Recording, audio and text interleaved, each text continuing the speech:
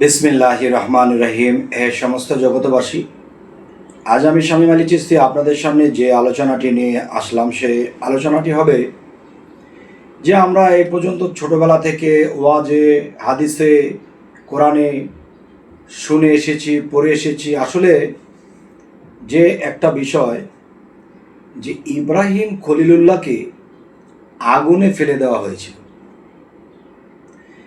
আগুনে যে ফেলে দেওয়া হয়েছিল, এখন যদি আমি বলি আগুন কয় প্রকার এবং কোন আগুনে ইব্রাহিম খলিলুল্লাহকে ফেলে দেওয়া হয়েছিল এবং তাকে সেখানে বেঁধে রাখা হয়েছিল,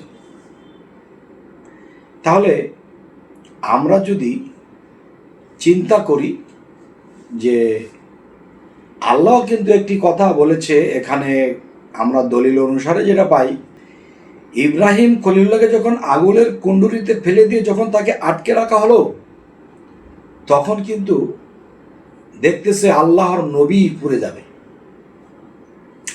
তাহলে দলিল সঙ্গতভাবে যদি আমরা পেয়ে থাকি, তাহলে সেখানে আল্লাহ কি বলেছে যে হে আগুন তুমি ঠান্ডা হয়ে যাও, তার মানে শীতল হয়ে যাও।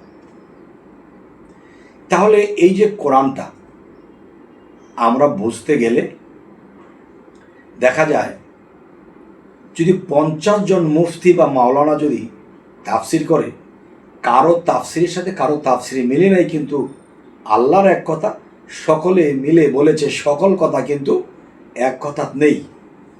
তাহলে আমি যে কথাটা দেই সেটা কিন্তু অবশ্যই একটু বোঝার চেষ্টা করবে। ইব্রাহিম খলিলুল্লাহকে যখন আগুনের কুণ্ডুরিতে ফেলে দেওয়া হলো, কুণ্ডুরি বলতে আমরা কি বুঝি? যে আগুনের কুণ্ডুরি বা আগুনের যে একটা গর্ত, কিংবা আগুনের একটা কুণ্ডুরি বলতে আমরা বুঝি যে আগুনের একটা গর্তের মধ্যে ফেলে দিয়েছে। তাহলে আগুন কত প্রকার, এটা যদি আমরা বিশ্লেষণ করি, বুঝতে যাই, তাহলে দেখেন যে একটা আগুন আছে আমরা ভাত পাক করে খাই, আরেকটা আগুন আছে দুঃখের আগুন, আরেকটা আগুন আছে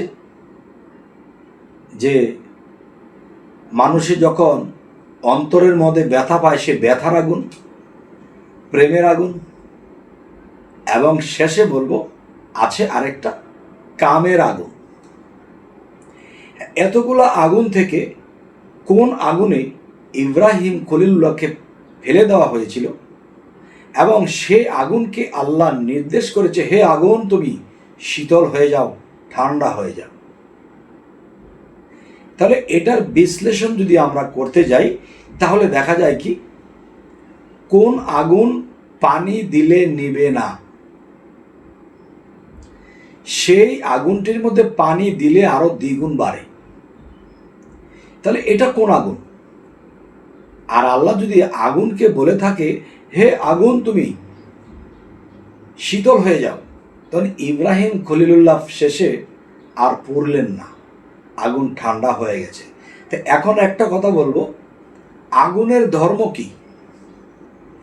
আগুনের দগ্ধ করাই হলো আগুনের ধর্ম।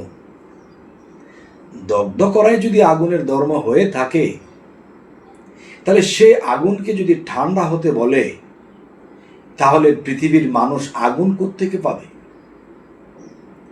তাহলে আগুনের ধর্ম আগুন ঠিকই পালন করছে, কিন্তু আগুন আমাদের চিনতে হবে। সেই আগুনটি হলো কি?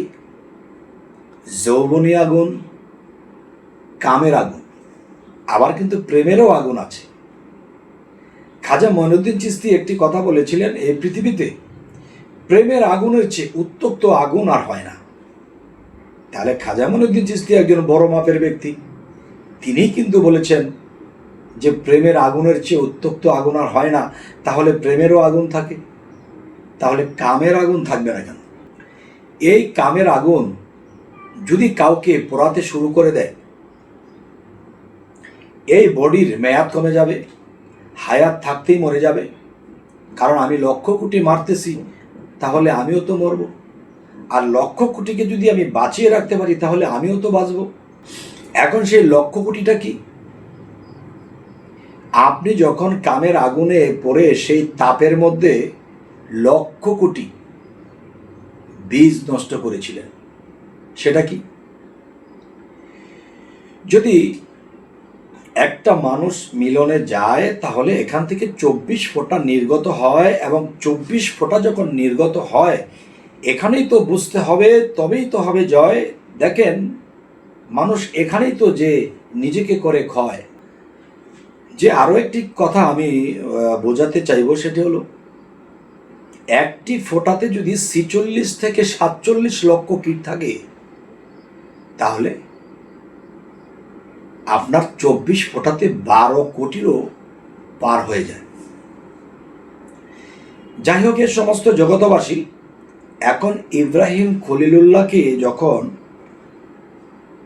সেই আগুনে ফেলে দিয়েছিল, সেই আগুনটি ছিল যৌবনী আগুন, সেই আগুনটি ছিল কামের আগুন। যখন তিনি এটাকে কুরবান করতে বা এটাকে তিনি ছাড়তে ব্যর্থ হচ্ছিলেন, তখন কিন্তু আল্লাহ অন্যদিকে মোড় দিয়ে তখন আল্লাহ সাহায্য করেছিল এই আগুনটি নিবানোর জন্য, যে ইব্রাহিমের জন্য এই আগুন শীতল হয়ে যাও, ঠান্ডা হয়ে যাও, আল্লাহ সাহায্য করেছিল। এখন এই পৃথিবীতে যদি আমি মানুষদেরকে দেখি যে তারা কাম যখন একটা 15-16 বৎসরে যখন একটা ছেলের মধ্যে কাম আসে, তখনই কিন্তু তার বিভিন্ন সাইডের জ্ঞানও আসে। আর যতক্ষণ পর্যন্ত কাম আসে নাই ততক্ষণ পর্যন্ত ভালো মন্দ জ্ঞানও তার কাছে ছিল না। তাই বলবো, কাম একটা মানুষের মধ্যে আসতে হবে, আর সেই কামকে যারা সংরক্ষণ করতে জানে, সেই কামকে যারা শৃঙ্খলে রাখতে জানে, তখনই তারা মহাপুরুষ হবে একদিন, যদি সেই কোটি কোটি জীব বা কীট তাদেরকে আমরা ধ্বংস না করি। আরও একটি কথা বলবো, আপনার ভিতরে কোটি কোটি মানুষ পয়দা হচ্ছে, আপনি কোটি কোটি মানুষদেরকে ছেড়ে দিচ্ছেন বা ফেলে দিচ্ছেন বা মেরে ফেলছেন। তার মানে একটা দেশের মধ্যে যদি জনসংখ্যা কম থাকে তাহলে কিন্তু রাজা অন্য অন্য দেশের সাথে সে দুর্বল থাকে, আর জনসংখ্যা যখন থাকে ভালো, তখন তিনি কিন্তু দেশের মধ্যে একটা শক্তি পায় যে আমার লোক আছে। আপনার দেহের মধ্যে কোটি কোটি মানুষের শক্তিগুলোকে যদি আটকে রেখে দিতে পারেন, তাহলে সেই কোটি কোটি মানুষের শক্তি আপনার মধ্যে বইবে। তাহলে হে সমস্ত জগতবাসী, আজকে আপনাদেরকে এই কথাগুলো কেন বলছি জানেন? অনেকে অনেক রকম বলছে, আমি আমার কথা মতো আমি আমার মতো করে আমি বলেছি, যাতে করে এই জিনিসগুলো সহজ হয় বোঝার জন্যে, এবং এই লক্ষ লক্ষ কীটকে মারে মানুষ না জেনে না বুঝে। যেমন শরীয়তের ভাষায় একটি কথা বলে, যে একটা কথা বলে থাকে, সেটা হলো কি, যে স্ত্রী সহবাস করা ফরজ, 17 ফরজ। আমি বলবো বাবা, এগুলো আমার সামনে যেন কেউ না বলে,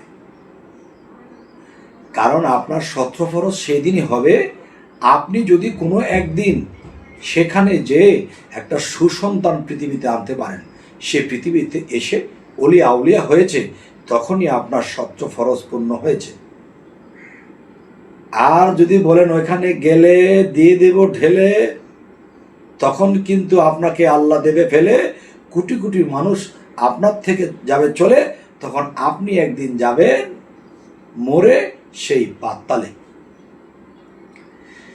যাই হোক, সমস্ত জগতবাসী, আজকের এই কথাগুলোকে বোঝাতে পারলাম কিনা এবং আপনারা কি বুঝলেন অবশ্যই জানাবেন, এবং সামনে কি ধরনের আলোচনা চাচ্ছেন জানাবেন, এবং আমাদের চ্যানেলে যারা নতুন আছেন অবশ্যই সাবস্ক্রাইব করে নেবেন। আল্লাহ হাফিজ।